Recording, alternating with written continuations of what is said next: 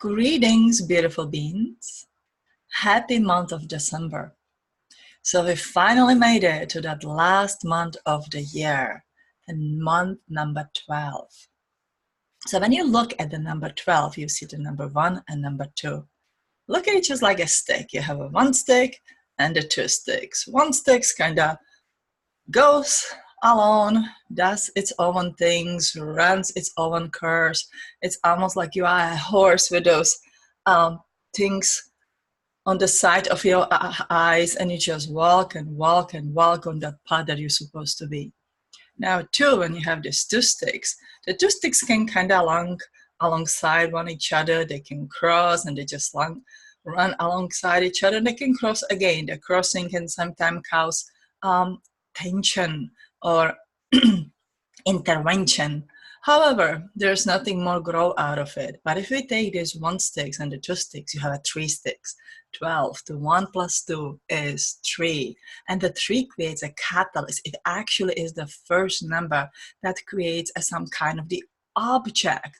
Of course, we can argue here that the 1 stick can be bent around and create a circle, right? But a circle kind of runs round and round and round. You're repeating the pattern.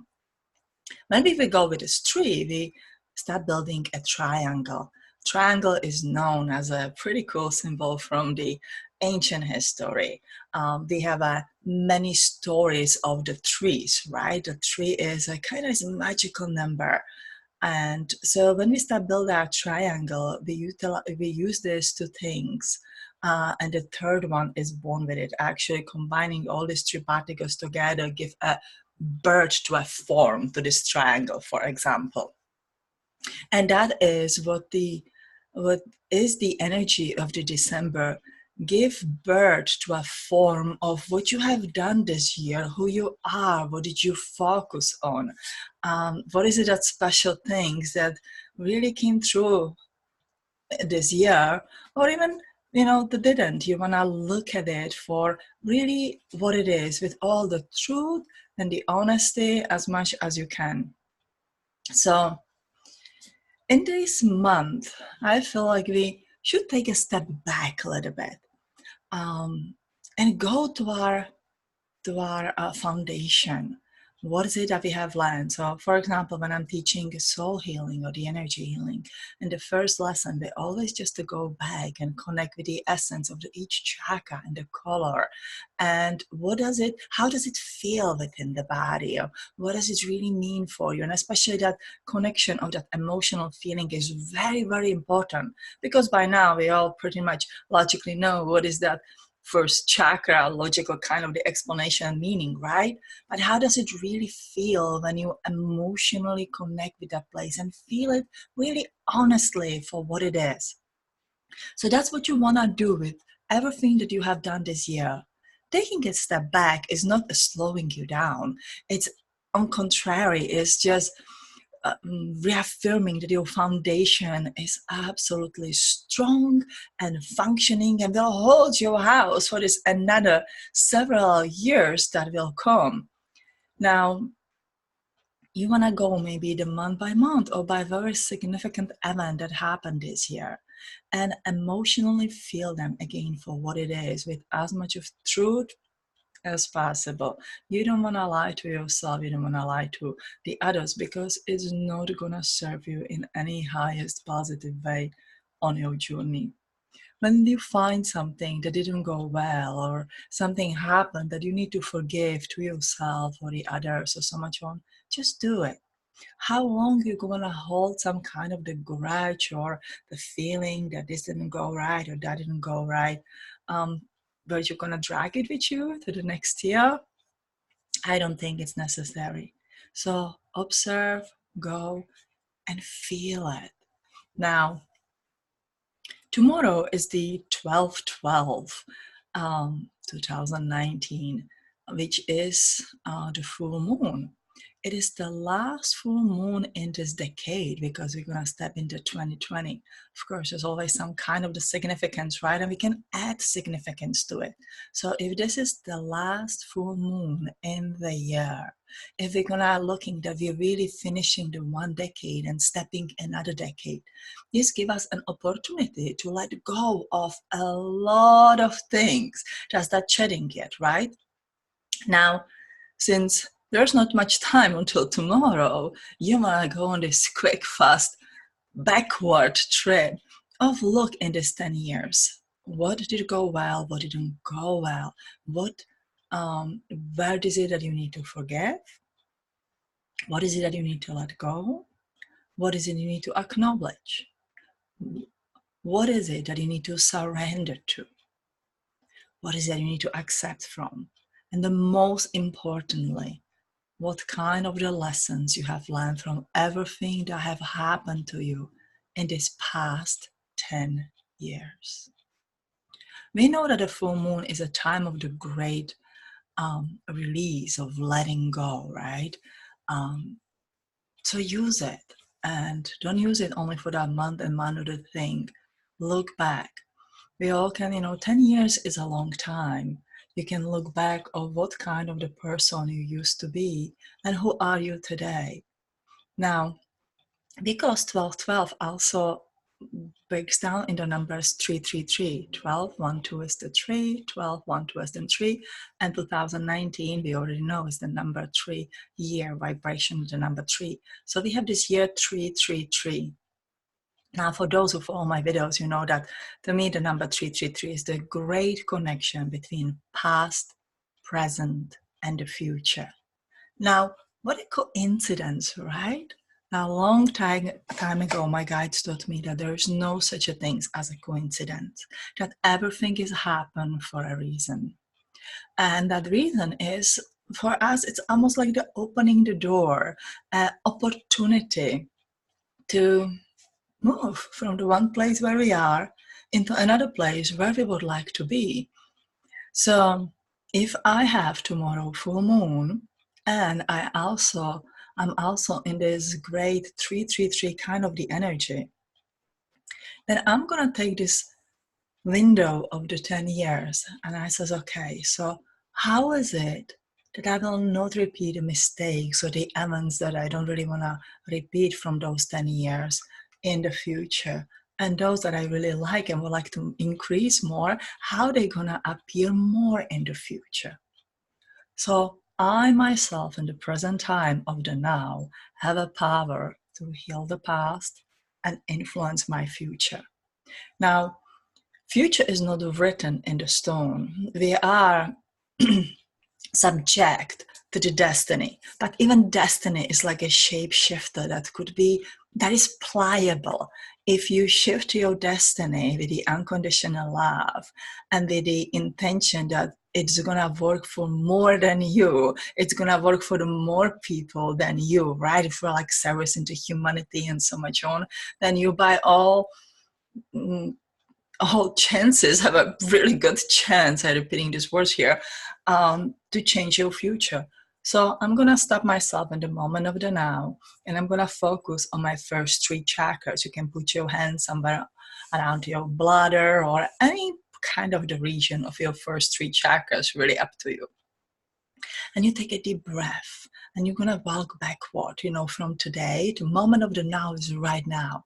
And so from today and yesterday and the day before, and when there are this significant thing that really, kind of cause you a stress or cause you this kind of the things, and you were like, oh my God, how am I gonna do and what it is?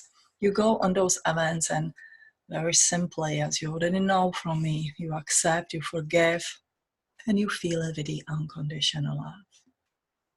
So I'm gonna go back. I accept whatever happened. I forgive myself and forgive everyone who was involved. I'm gonna send them unconditional love, all with my hands over my, I like to put my hands over the bladder because it's the connection to the nervous system. It's kind of like give you that little extra because you're connecting everything that you are doing to your nervous system. And your nervous system is the energy that runs only in the present time. Your nervous system and the physical body is not the energy that runs somewhere, into the future and into the past. It's the moment of right now. Same like every organ, my heartbeat and everything is working right now. What was, 2 minutes ago, it's already passed in that energy. So point is to focus on the moment now. So I'm going to go into these 10 years. When I release these stressful events or accept, forgive, and send them the unconditional love, sort of, let them go, that I will not dwell on them anymore. That when I remember them, then I said, okay, I send the unconditional love. Sometimes people say this is, I don't know how to do forgiveness. I don't know how to do it. Like I think about it, but it comes back and it's sort of as this self-torturing kind of the energy that raise up the anger and, sometimes you want to be right and you want to have vengeance or you want to have, to correct all those things. And what happened in the past cannot really, you cannot do any of those for that because you're going to stuck yourself back in the energy again. So the forgiveness is to know it, but also feel it. How it would feel to be peaceful about it. How it would feel to be relaxed about it. And you may say as well, I can't really feel peaceful or relaxed about the divorce with my ex-husband because I'm so angry about him yet. And you want to think about some very peaceful moment that you that you created many times through your life. Let's say that you sit in your backyard or you go for a walk and you feel that moment of the freedom and the peace and that everything is all right. You're going to take that feeling and you're going to use it as your surrogate feeling. Because if you can sit in your backyard, have your cup of tea or a cup of coffee and water, and you just relax and you feel like, oh, if I can stay just in this moment forever, that will be absolutely great and fantastic. So what you created at that moment, it's an energy imprint blueprint, let's call it that way. You're going to take that blueprint and you're going to go, with your ex-husband. He says, okay, I forgive you for everything that happened with us. I forgive myself. There sure must be good things what happened in that marriage, but let's go in them a little bit later. I'm going to forgive you. I'm going to feel this peaceful feeling while I'm sitting in the yard. And I can imagine that he comes there and sits there in the yard and he's just quiet. Doesn't have to talk to you. Doesn't have to have his 5 cents to the story. And you don't have to explain why was it, why were mad at him, why he didn't understood you. You just both will be sitting there in the quiet for the moment, in that energy moment. It's an energy way. And your body get it. I can forgive. Very, very peaceful energy starts spreading toward to you, and that's what you are done. Then you're going to send the unconditional love to the both of you. You can imagine, you use your scenario, but let's say for this one, imagine that he's filled with the unconditional love and he finds what is it that he's looking for.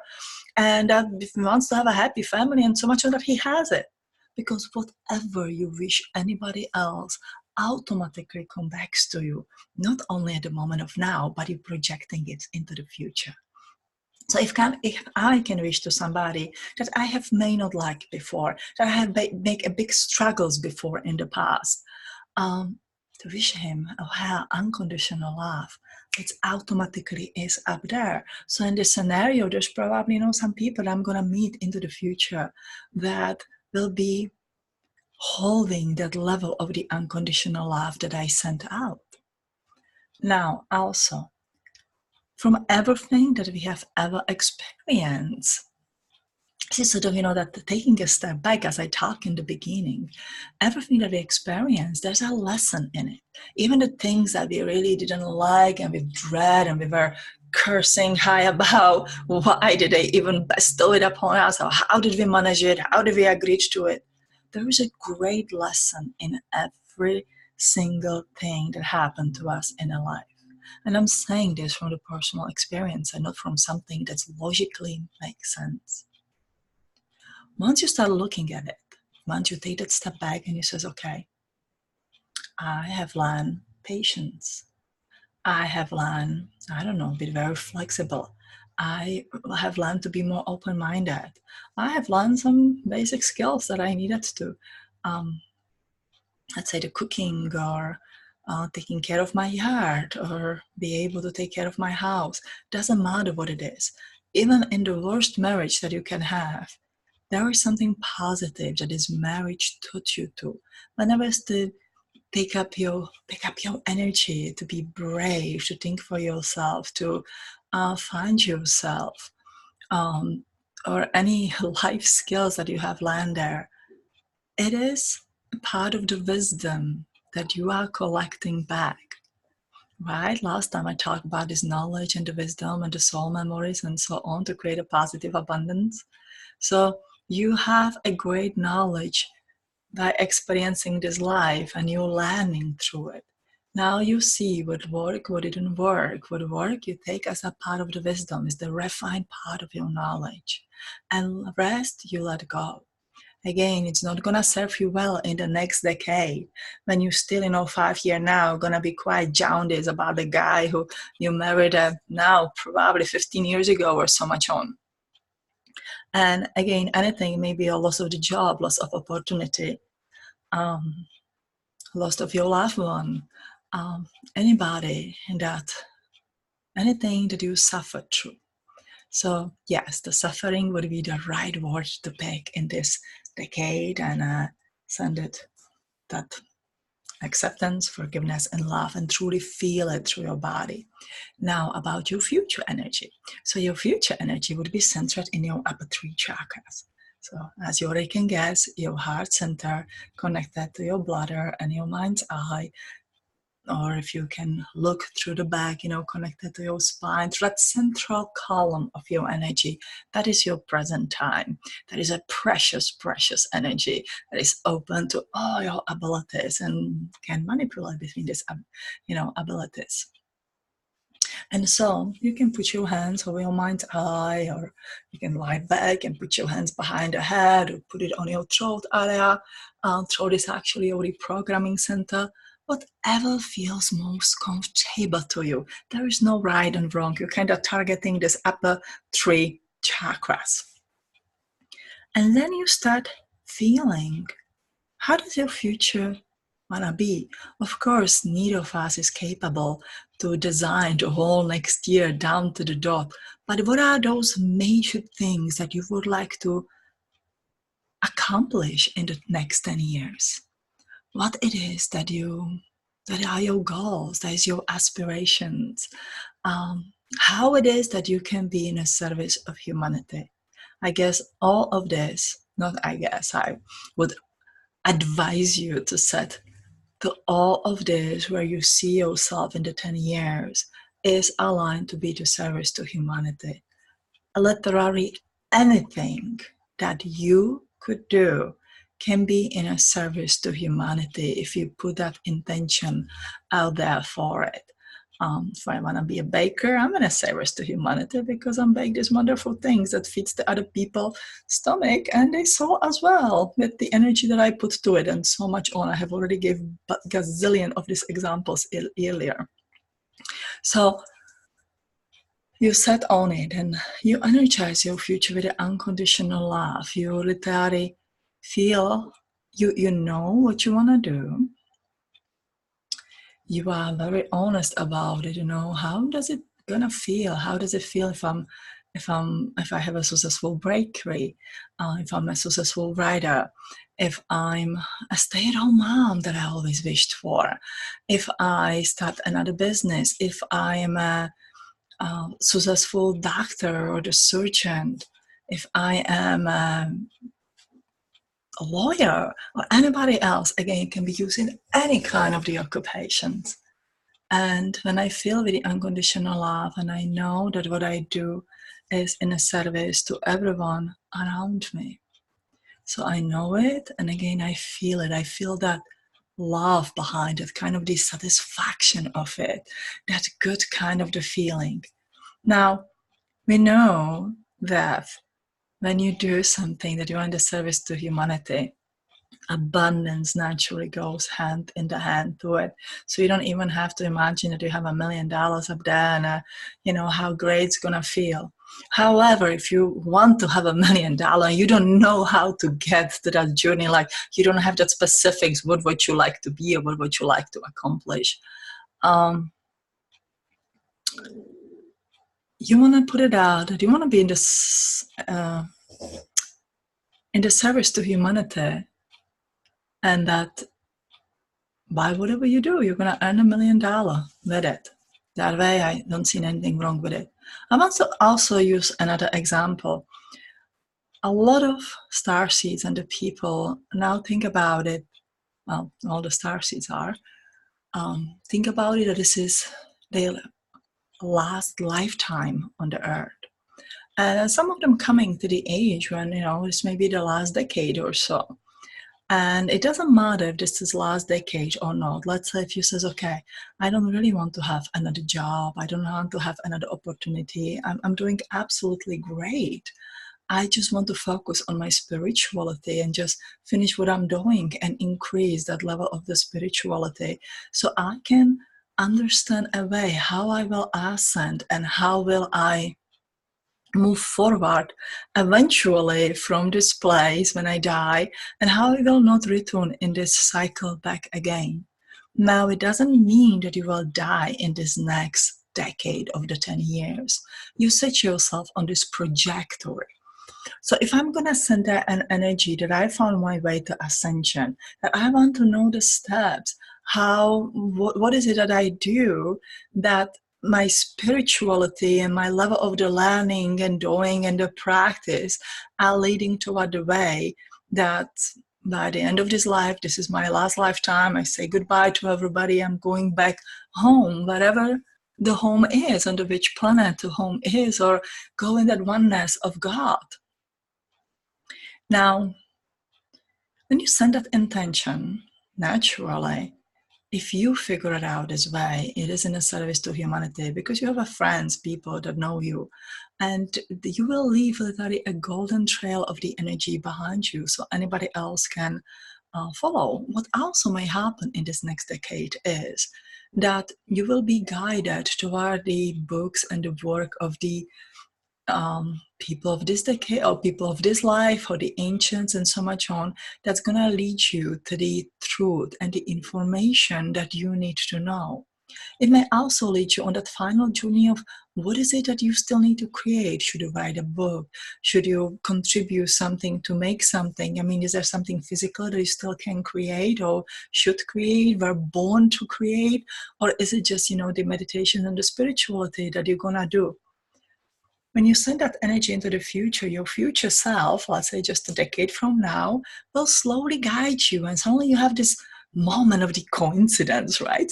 That comes and says like, oh, I was thinking about this book and suddenly it's here on my table, or I feel really guided to buy it and read it and learn from it, or I come across the people that gives me that little piece of the puzzle to what I need. So I am on the journey of the ascension.